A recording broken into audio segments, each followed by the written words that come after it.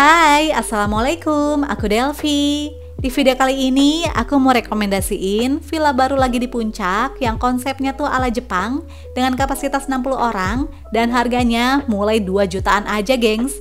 Ditambah dengan view-nya yang indah plus udara super dingin. Wah, penasaran kan kayak gimana? Tontonin video ini sampai habis ya. Dan jangan lupa juga untuk selalu support aku dengan cara subscribe, like, komen, dan share video ini ke semua media sosial yang kalian punya. And now let's move on to the review.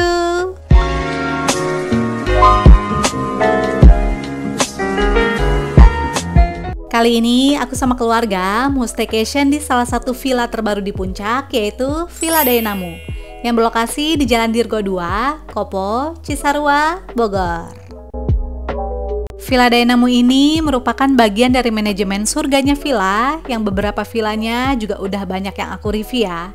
Bahkan aku udah bikin playlist khusus surganya villa, kalau kalian mau cek villa-villa lainnya dari grup mereka. Untuk menuju ke Villa Daenamu, kalian bisa ikutin aja petunjuk sesuai dengan yang di video ini ya. Karena nama villanya tuh belum ada di Google Maps, gengs. Tapi tenang aja, udah aku masukin kok link lokasinya di description box. Dan alhamdulillah titik lokasinya tuh sesuai ya. Jadi Villa Daenamu ini baru aja opening di bulan Juni 2025 lalu, gengs. Dan untuk rute jalannya adalah kita akan lewat Jalan Lembah Niur yang seberang rumah makan pagi sore. By the way, akses jalannya ini juga bisa dilewati oleh bus medium ya. Terus nggak jauh setelahnya, nanti pas di turunan pertama yang ada tulisan Gria ini, kita siap-siap belok kanan masuk ke Jalan Dirgo. Nah, dari sini tuh udah deket ya, cuma sekitar 800 meter atau 5 menit berkendara. Jadi menurut aku akses jalannya tuh enak banget deh, karena nggak terlalu jauh dari jalan raya, namun lokasi villanya tuh tenang dan sejuk udaranya. Terus jalanan di sini juga belum terlalu rame. Jadi sepanjang jalan menuju ke villanya, aku jarang berpapasan sama kendaraan lain ya. Tapi kayaknya sih masih bisa dilewati oleh 2 mobil yang berlawanan arah deh. Cuma paling nanti gantian aja ya, gengs, karena di sini jalannya agak mepet. Nah, setelah melewati jembatan ini, nanti di depan itu akan ada 2 cabang jalan. Dan kita ambil belok kiri ya. Terus ikutin aja jalannya. Dan gak jauh di depannya, akhirnya kita sampai juga deh di Villa Daenamu, yang posisinya itu ada di sebelah kanan ini ya. Tapi emang pas aku datang tuh belum ada pelang nama villanya, gengs. Namun tenang aja, infonya bakal segera dipasang kok. Nah, ini kita naik lagi aja ke atas sampai ketemu patung hitam di sebelah kiri ini. And finally, kita sampai juga deh di pintu gerbang Villa Daenamu. Di bagian depan ini merupakan area parkir yang luas, dan gak cuma di depan villanya aja, tapi untuk parkiran bus medium juga bisa di depan sini ya. Jadi kalian gak usah khawatir deh, karena parkiran di sini tuh luas banget, gengs.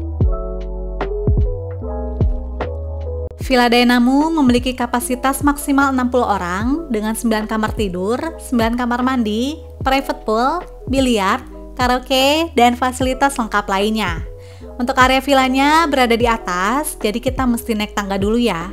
Tapi kalau misalnya kalian bawa orang tua yang kesulitan untuk naik tangga, tenang aja, gengs. Kita juga bisa kok lewat pintu samping, jadi ini tuh posisinya lebih atas ya dari area parkir tadi. Nah, kalau dari sini masuknya itu kita akan langsung berada di area kolam berenang. Dan nanti tinggal masuk aja ke dalam villanya lewat pintu depan itu. Oke, langsung aja kita masuk ke dalam villanya. Di area bawah terdapat gazebo yang langsung bersebelahan dengan bangunan utama villa, yang totalnya itu ada 3 lantai, gengs. Area gazebo ini berada di tengah-tengah taman, jadi suasananya tuh asri banget ya, plus luas juga. Lalu di sebelahnya disediakan alat barbeque. By the way, Villa Daenamu ini kan terdiri dari 3 lantai ya. Namun untuk pintu utamanya itu bukan dari lantai bawah ini, gengs. Karena di lantai bawah ini cuma ada 3 kamar tidur aja. Sedangkan ruang berkumpul utamanya itu berada di lantai tengah. Tapi akses masuk lantai bawah ini juga bisa dari luar sini ya. Jadinya fleksibel banget deh. Oke, sekarang kita naik dulu aja ya, gengs, ke atas. Baru nanti aku bakal jelasin layout villanya. Sebelum masuk ke dalam villa, kita akan langsung disambut sama area kolam berenang yang bentuknya tuh unik dan estetik. Jujur pas lihat kolam renangnya ini tuh seger banget gengs. Rasanya pengen langsung nyebur deh. Ukuran kolam renangnya sedang dan tenang aja, ini juga bisa untuk anak-anak hingga dewasa. Karena kedalamannya itu mulai dari 50 cm, lalu melandai ke bawah hingga kedalaman 140 cm. Namun karena nggak ada pembatas antara kolam anak dan kolam dewasa, jadi lagi-lagi aku ingetin untuk anak-anak yang berenang harus selalu dalam pengawasan orang tua ya gengs. Terus airnya juga seger banget karena tentunya langsung dari air pegunungan. Masya Allah, gimana nggak langsung pengen nyebur coba kalau lihat yang kayak gini. Selain itu, di bagian atas kolamnya juga terdapat jaring sehingga meminimalisir daun-daun yang jatuh dari pepohonan di atasnya. Sehingga area kolam berenang tetap terjaga kebersihannya. Terus nggak cuma itu aja, view dari kolam berenangnya juga indah banget loh gengs. Walaupun agak sedikit ketutupan tembok, tapi masih kelihatan kok view pegunungan dan perbukitan dari depan vilanya. Di samping kolam berenang juga disediakan ruang bilas outdoor, jadi bisa bilas sebentar di sini ya. Sedangkan di sisi lainnya terdapat area duduk dan ayunan untuk bersantai sambil menikmati kesegaran area kolam berenang. Oke, tadi aku udah bahas area outdoornya. Nah, sekarang kita mulai yuk Villa Tour. Begitu masuk, kita akan langsung berada di lantai tengah, gengs, yang merupakan area utama untuk berkumpul. Karena di lantai 1 dan lantai 3 itu adalah area kamar tidur ya. Nah, jadi bisa dibilang villa ini tuh konsepnya split level dengan ruangan utama yang semi terbuka. Jadi kebayang dong gimana ademnya udara di sini. Karena anginnya tuh bebas keluar masuk ya. Bahkan dari sore ke malamnya tuh udaranya makin dingin lagi, gengs. Kita mulai dari area di sebelah kanan dulu. Ini merupakan living room yang konsepnya tuh santai atau casual. Disediakan beberapa buah bangku dan tikar besar ala-ala tatami untuk duduk lesehan. Karena villa ini kan ceritanya temanya tuh Jepang ya. Bahkan kalau kalian rame-rame dan tikarnya berasa kurang, tenang aja gengs. Masih disediakan tikar lampit lainnya kok. Ada di dekat area biliar dan di dekat kamar keempat.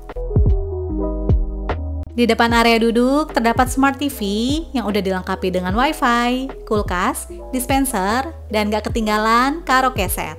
Jadi kita bisa bebas karaokean sepuasnya ya di sini. Terus uniknya lagi, di samping TV disediakan wastafel gengs buat cuci tangan.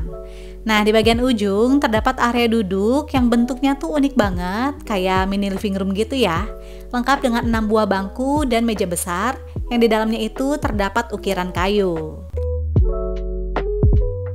Next, kita move ke area tengah. Di sini terdapat dining room yang terdiri dari 2 set meja makan kayu panjang sehingga bisa menampung kapasitas duduk yang banyak. Terus uniknya lagi, di atasnya itu dikasih hiasan berupa payung kertas tradisional Jepang atau biasa disebut dengan wagasa. Wah, menarik banget ya. Dan yang paling bikin salfok adalah view dari ruangan ini tuh bisa melihat 180 derajat gengs, dengan view ke perbukitan dan pegunungan yang nyegerin mata dan pikiran. Lanjut ke area sebelah kiri, di sini terdapat dapur dan biliar. Nah, untuk model dapurnya ini yang segaris gitu ya, dimana disediakan kabinet yang diisi dengan area wastafel, dispenser, dan rice cooker. Lalu di bawahnya merupakan tempat untuk berbagai pelatan masak yang lengkap, mulai dari panci hingga penggorengan. Nah, di bagian tengah terdapat area memasak, sedangkan di sebelahnya ada lemari yang berisi berbagai pelatan makan. By the way, kalau kalian nggak mau repot-repot masak, tenang aja gengs. Villa Dynamo ini juga menyediakan paket catering yang harganya mulai dari 90.000 sampai 120.000 per orang, udah dapat 3 kali makan. Jadi kalau pesan catering, kita bisa lebih maksimal lagi ya menikmati staycation. Nah, untuk menu lengkapnya nanti kalian bisa chat ke admin villa, gengs. Selain karaokean, kita juga bisa loh seru-seruan main biliar di sini. Jadi walaupun masih dalam area yang sama, namun posisinya itu ujung ke ujung ya. Sehingga aktivitas biliar ini gak akan mengganggu kalian yang lagi asik karaokean. Apalagi ruangannya juga terbuka, sehingga kita bisa main biliar ditemenin sama pemandangan alam yang indah dan segar plus udara yang adem. Duh, dijamin bapak-bapak bakal makin betah deh main biliar di sini. Nah, untuk bangunan di belakang ruang utama ini semuanya merupakan area kamar tidur, gengs. Jadi ada 3 kamar di lantai bawah, 2 kamar di lantai tengah, dan 4 kamar di lantai atas. So, buat kalian yang lagi cari villa dengan kamar yang banyak, wajib cobain Villa Daynamu ini deh. Nah, sekarang kita bakal mulai room tour ke tiap kamar ya. Kita mulai dari lantai yang paling bawah. Tepat di depan tangga ini terdapat powder room atau toilet tanpa shower room, gengs. Jadi nggak bisa mandi ya.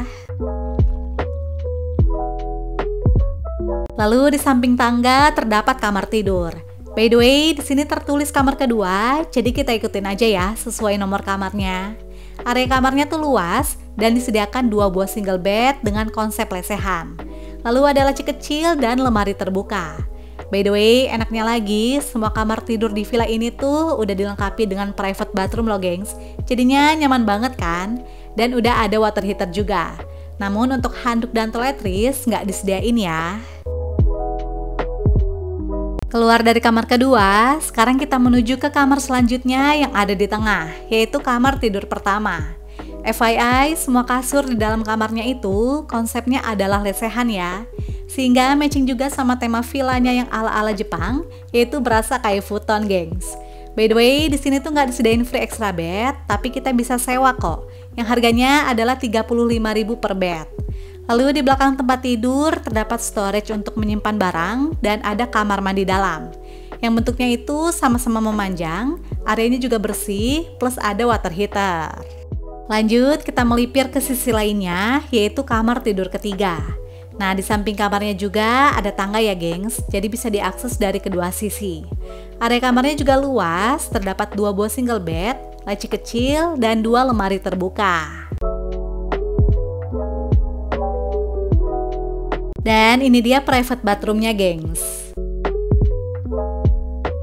Oke, sekarang aku udah ada di lantai tengah lagi, dan di sini terdapat 2 kamar tidur, yaitu kamar 9 di sebelah kanan dan kamar keempat di sebelah kiri.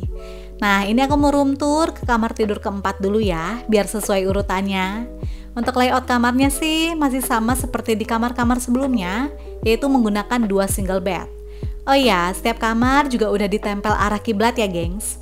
Lalu di area pojok dekat pintu masuk merupakan private bathroom, dimana ukurannya tuh sedikit lebih luas dan udah ada water heater.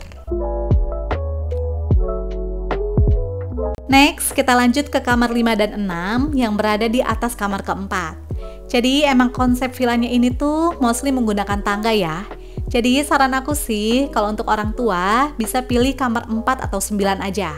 Karena posisinya tuh pas di tengah dan deket juga sama area living room. Di area lorong kamar ini merupakan teras lengkap dengan kursi juga ya. Nah, untuk kamar kelima posisinya tuh paling pojok dan bisa kita lihat sendiri area kamarnya tuh luas, gengs. Terus berbeda dengan kamar-kamar sebelumnya, kasur di sini menggunakan double bed ya. Jadi cocok buat pasangan atau keluarga kecil dengan 1 atau maksimal 2 anak. Untuk fasilitas lainnya sih sama aja, disediakan open storage dan private bathroom plus water heater. Nah, yang membedakan kamar-kamar di lantai atas ini dengan kamar lainnya adalah di sini terdapat balkon, gengs. Bentuknya tuh memanjang dan terhubung dengan kamar sebelahnya, dengan view mengarah ke pepohonan hijau dan taman yang berada di sebelah villa.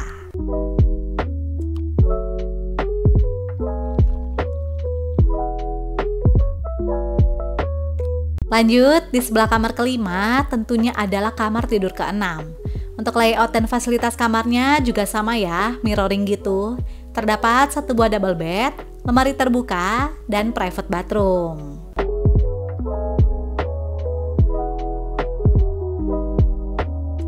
Buat yang butuh udara luar, nggak usah khawatir, karena kamar ini juga menyediakan balkon atas yang bersebelahan dengan balkon kamar kelima.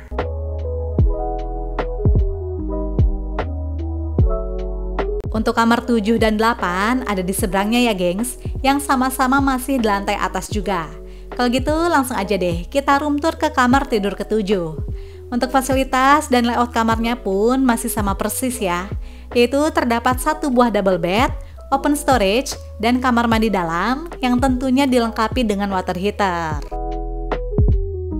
Kamar ketujuh ini juga punya balkon atas dan menurut aku view-nya tuh lebih cakep gengs, yaitu mengarah ke pegunungan dan area kolam berenang di bawahnya. Jadinya seger banget ya.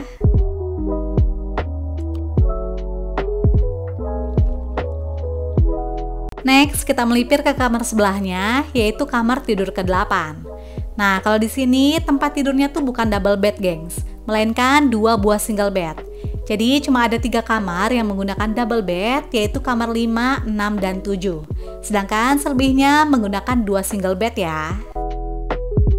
Dan seperti ini kamar mandi dalamnya. Kamar 8 ini tentunya juga punya balkon atas ya, yang udah dilengkapi dengan bangku untuk duduk santai yang terhubung ke balkon kamar sebelah, yaitu kamar ke-7. Dan view-nya sama-sama mengarah ke area kolam berenang di bawahnya, serta pegunungan. Untuk kamar 9 berseberangan dengan kamar ke-4 yang posisinya berada di lantai tengah. Langsung aja deh, kita masuk ke dalam kamarnya. Kamar terakhir ini diisi dengan 2 buah single bed, lemari terbuka, dan laci kecil. Terus areanya juga luas ya.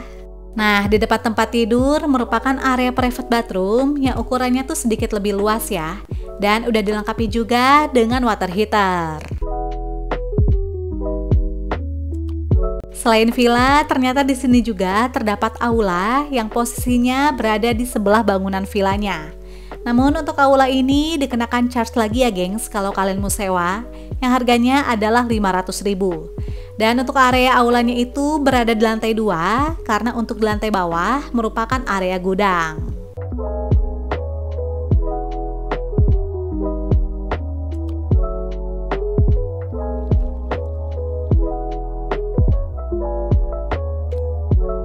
Seperti ini suasana malam hari di Villa Dae Namu. Untuk di area parkir nggak terlalu banyak pencahayaan, jadi kelihatannya agak gelap ya. Yang seharusnya sih ada lampu utama di sini, namun sayangnya pas kemarin aku nginep tuh lagi mati gengs. Tapi tenang aja, untuk di area villanya terang kok. Begitu masuk aja langsung terlihat cahaya lampu terang benderang dari area gazebo-nya ini ya. Jadi kita bisa nongkrong di sini sambil barbekyuan juga gengs.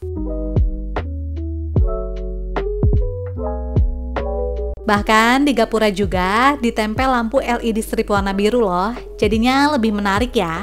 Dan seperti ini suasana malam hari dari pool area. Wah jujur ini cakep banget gengs. Banyak dipasang lampu gantung berwarna kuning sehingga menciptakan kesan warm atau hangat di tengah udara malam yang semakin dingin. Kemarin itu suhu udaranya sekitar 22 sampai 20 derajat Celcius. Terus yang aku suka di dalam kolam berenangnya juga dipasang lampu ya. Jadinya tuh terang gengs. Dan gak ada kesan spooky atau serem sama sekali deh. Yang ada malah makin terlihat estetik ya.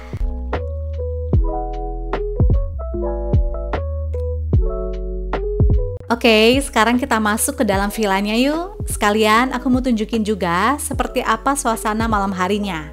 Dan ternyata makin malam pencahayaan di dalam villanya tuh cakep banget gengs. Jujur awalnya aku gak expect bakal sebagus ini loh. Terutama di area tangga menuju kamar tidur di sebelah kanan ini. Asli keren banget deh. Dan gak cuma itu aja, tapi pencahayaan di ruang berkumpulnya ini juga terang loh. Terus juga terkesan warm atau hangat karena banyak menggunakan lampu warna kuning. Tapi nggak temaram gitu ya pencahayaannya. Karena untungnya lampu di sini juga banyak gengs, jadinya tuh terang dengan ton yang hangat. Pokoknya aku suka deh sama lightingnya. Nah malam harinya seperti biasa, aku sekeluarga kumpul semua di living room sambil seru-seruan. Nah kalau ibu-ibunya seperti biasa ya sibuk karaokean, sedangkan bapak-bapaknya udah asik sendiri juga nih main biliar. Alhamdulillah selama nginep di sini aku tuh happy dan betah banget deh gengs. Karena bener-bener berasa liburan dengan suasana yang tenang, fasilitas lengkap, plus udara super dingin. Tapi asli deh, udaranya tuh dingin banget gengs. Tapi lebih ke angin gitu sih, karena kan areanya terbuka ya. Bahkan ini aja aku sampai ambil selimut dari dalam kamar loh, saking dinginnya. Dan karena emang sekarang Bogor lagi sering hujan, jadi kemarin itu sempat gerimis dan turun kabut gengs. Masya Allah, suasananya jadi makin syahdu dan dingin deh. Fix banget kalau kalian nginep di sini wajib bawa jaket ya. Udara dingin pastinya bikin perut lapar kan? Tapi untungnya karena aku pesen catering, jadi makan malamnya tuh udah disiapin dari pihak villa, gengs. Kali ini menunya ada nasi putih dengan ayam bakar, tahu dan tempe goreng, sambal plus lalapan. Masya Allah, nikmat banget deh. Tapi kalau kalian gak pesen catering, gak usah khawatir, kita juga tetap bisa masak dengan nyaman ya. Karena pencahayaan di area dapurnya tuh terang, gengs. Alhamdulillah perut udah kenyang. Sekarang aku mau lanjut tunjukin suasana malam dari dalam kamarnya. Nah, ini aku mau ke lantai bawah dulu karena kebetulan kamar-kamar di lantai bawah ini kemarin gak aku pakai ya. Jadinya masih rapi banget, gengs. Dan seperti ini suasana malamnya. Jadi kalian gak usah khawatir karena pencahayaan di dalam kamarnya tuh terang semua ya. Jadinya gak ada kesan serem sama sekali deh.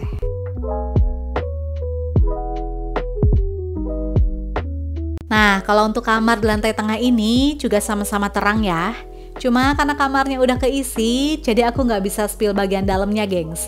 So, aku bakal liatin dua kamar lainnya di lantai atas aja, yaitu kamar kelima dan keenam. Untuk di kamar kelima ini tenang aja, pencahayaannya juga bagus dan terang kok. Sama halnya seperti di kamar 7 dan 8. Namun untuk di kamar ke-6 kemarin tuh agak temaram, gengs.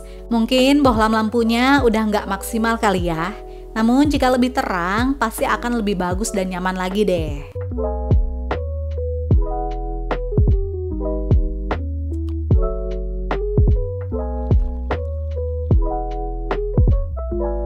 Good morning. Masya Allah, suasana pagi hari dari Villa Daynamu ini tuh sejuk banget. Udaranya pun masih dingin, yaitu 20 derajat Celcius. Alhamdulillah pagi ini pun cerah, sehingga kita bisa menikmati keindahan pegunungan dan perbukitan langsung di depan mata kayak gini. Wah, indah banget, gengs. Momen terbaik di sini adalah emang pas sunrise ya. Apalagi kalau pas mataharinya terbit, akan berasa sinar matahari hangat yang enak banget buat badan, buat berjemur di pagi hari.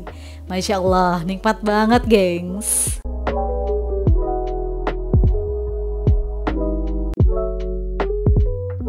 Sekitar jam 7 sarapannya udah ready dan seperti biasa menunya ada nasi goreng bakso lengkap dengan telur, timun, tomat, dan kerupuk. Oke deh gengs, tadi aku udah review lengkap semua fasilitas dan suasana di Villa Daynamu. Nah sekarang kita bahas harganya yuk. Berikut info fasilitas dan harga menginap di Villa Daynamu.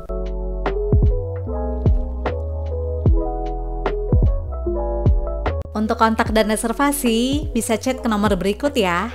Dan jangan lupa juga untuk follow media sosialnya. Oke deh gengs, itu dia review dari aku tentang Villa Daynamu. Sebuah villa baru di puncak yang punya kapasitas besar, udara dingin, dan harga terjangkau. Semoga informasi ini bisa bermanfaat dan menginspirasi kalian ya. And see you on my next video. Bye!